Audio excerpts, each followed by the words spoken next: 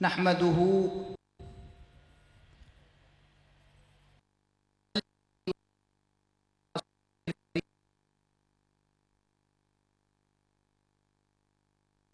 بعد فقد قال الله تبارك وتعالى في القرآن الحكيم وَكَذَلِكَ جَعَلْنَاكُمْ أُمَّةً وَسَطًا لِتَكُونُوا شُهَدَاءَ عَلَى النَّاسِ وَيَكُونَ الرَّسُولُ عَلَيْكُمْ شَهِيدًا صدق الله مولانا العظيم وصدق رسوله النبي الكريم ونحن على ذلك لمن الشاهدين والشاكرين والحمد لله رب العالمين إن الله وملائكته يصلون على النبي يا أيها الذين آمنوا صلوا عليه وسلموا تسلیما. درود شریف کا نذرانہ بڑی محبت و اخلاص کے ساتھ بارگاہ اقدس نبوی میں بھیجئے. اللہم صلی علی سیدنا محمد وعلی آلہ بقدر حسنہ و جمالہ و کمالہ باوالن. الصلاة والسلام علیک یا سیدی یا رسول اللہ.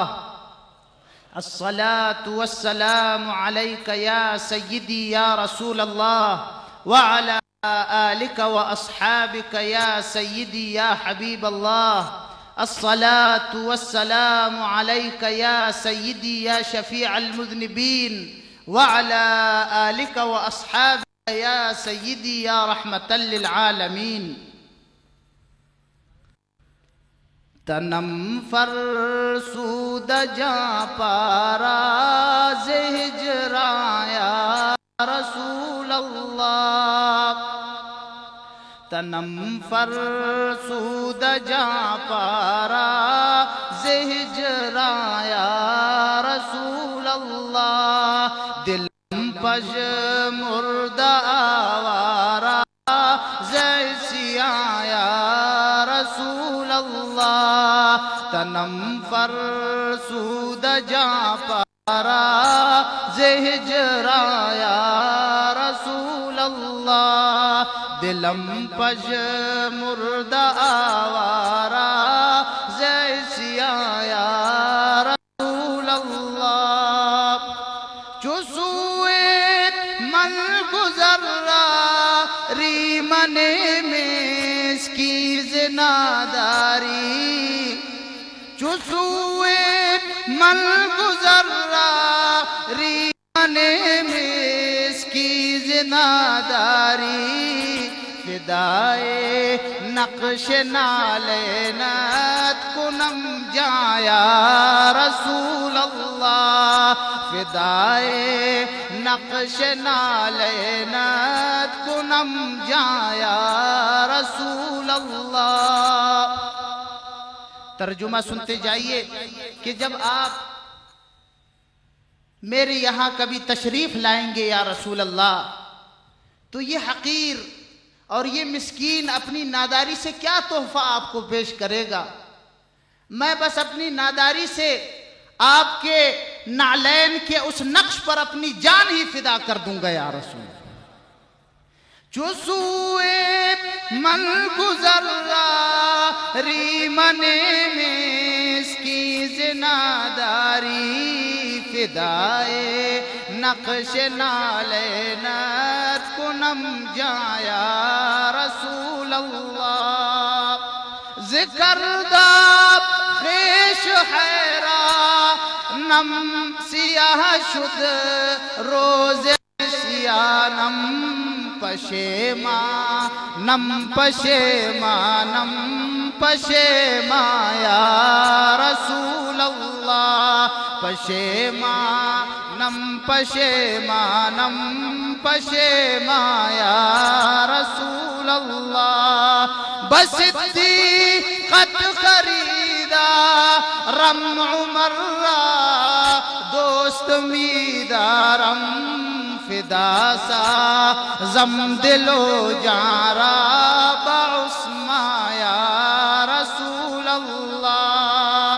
نہادم پیش گاہے سر بپائے ساقیے کوثر امامان راشدم جا کر بئیقا یا رسول اللہ تنم فرسود جا پارا زیسیا یا رسول اللہ۔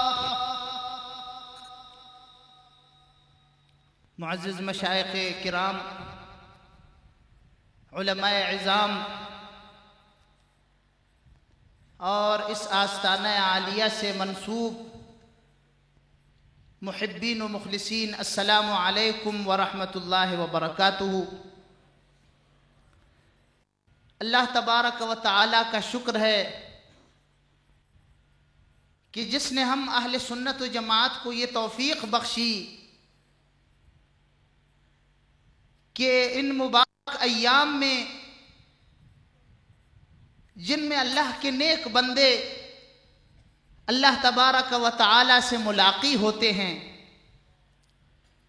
اللہ تبارک و تعالی کا وصال حاصل کرتے ہیں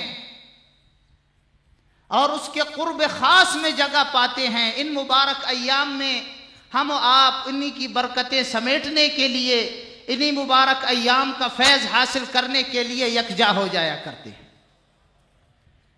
میں حضرت صاحبزادہ کرامت علی شاہ صاحب دامت برکاتہم العالیہ کا تہہ دل سے مشکور و ممنون ہوں کہ جنہوں نے مجھے یہ سعادت بخشی کہ میں اس مبارک محفل میں شریک ہو سکوں اور اہل سنت و جماعت کا ایسا موجیں مارتا ہوا، ٹھاٹھے مارتے ہوئے سمندر کہ جیسے لوگوں کے دیکھ دیکھ کر اپنی آنکھیں ٹھنڈا کیا کروں۔ حضرات کرام، بغیر کسی تمہیدی گفتگو کے میں نے جو آیت کریمہ آپ کے سامنے تلاوت کی، اس آیت کریمہ میں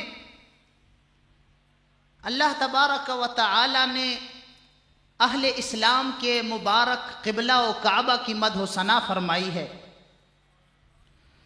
اور اس کے ساتھ اسلام جیسے عظیم الشان دین اور اس مبارک مذہب، اس عالی شان مذہب اور دین کا کمال اور اس کی عدالت ثابت فرمائی ہے، اور اس کے ساتھ ساتھ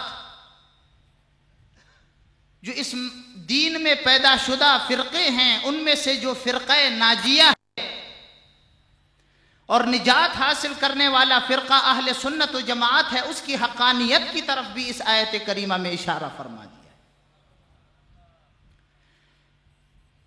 میں اس آیت کریمہ کے اندر موجود ابحاث میں سے چند مختصر ابحاث آپ کی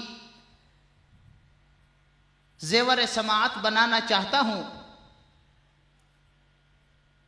جس میں انشاءاللہ تبارک و تعالی اسلام کی حقانیت بھی آپ پر اجاگر ہو جائے گی، مسلک حق اہل سنت و جماعت کی حقانیت بھی آپ جان لیں گے، اور اس کے ساتھ طریقہ عالیہ نقش بندیہ اور پھر خصوصاً امام اعظم ابو حنیفہ کا مذہب اور پھر اس میں بھی خصوصاً حضرات مجددیہ کا مسلک آپ پر انشاءاللہ روشن ہو جائے گا۔ دیکھیے اللہ تبارک و تعالی نے فرمایا وَكَذَلِكَ جَعَلْنَاكُمْ أُمَّةً وَسَطًا، یعنی اسی طرح، وَكَذَلِكَ اسی طرح ہم نے تمہیں بھی امت وسط پیدا فرمایا ہے۔ اسی طرح کس طرح؟ جس طرح تمہارے کعبے کو معظم قرار دیا، جس طرح تمہارا قبلہ سب سے افضل قبلہ ہے، جس طرح تمہارا قبلہ دیگر ادیان کے قبلوں سے افضل ہے، اعظم ہے، اعلیٰ ہے، اسی طریقے سے تمہیں بھی اور تمہارے دین کو بھی افضل و اعلیٰ قرار دیا ہے۔ وَكَذَلِكَ جَعَلْنَاكُمْ أُمَّةً وَسَطًا، اس آیت کریمہ سے پہلے جب جناب رسالت مآب صلی اللہ علیہ وسلم متوجہ ہوئے کہ بار خدایا بیت اللہ شریف کو، مکہ مکرمہ میں موجود کعبہ معظمہ کو قبلہ اسلام قرار دے دے، اور اللہ تبارک و تعالی نے راضی برضائے مصطفیٰ ہوتے ہوئے قبلہ اسلام کعبہ شریف اور مکہ معظمہ قرار دیا، تو یہودیوں کو اعتراض ہوا۔ یہودیوں نے کہا یہ مسلمانوں کو کیا ہو گیا ہے؟ ما ولاہم عن قبلتہم التی کانوا علیہا، مسلمانوں کو کیا ہو گیا ہے؟ یہ کیا بات ہے کہ مسلمان اپنے پرانے قبلے سے منہ پھیرے جا رہے ہیں؟ اللہ تبارک و تعالی فرماتا ہے کہ قل، ان کو جواب دے دو، ان سے کہہ دو کہ للہ المشرق والمغرب، اللہ ہی کے لیے ہے مشرق و مغرب، اللہ جہاں چاہے اپنے حبیب کی رضا کے مطابق تمہارا قبلہ و کعبہ بنا دے۔ اور اللہ تبارک و تعالی نے یہودیوں کی اس بات کو، نصرانیوں کی اس بات کو سفاہت قرار دیا، بے وقوفی قرار دیا، اور دوسرے سپارے کے شروع میں فرما دیا سیقول السفہاء، عن قریب کچھ بے وقوف اور سفیہ لوگ کہیں گے کہ ما ولاہم عن قبلتہم التی کانوا علیہا، کہ وہ کیا ہے جس نے مسلمانوں کو اپنے پرانے قبلے سے منہ پھیرنے پر مجبور کر دیا ہے۔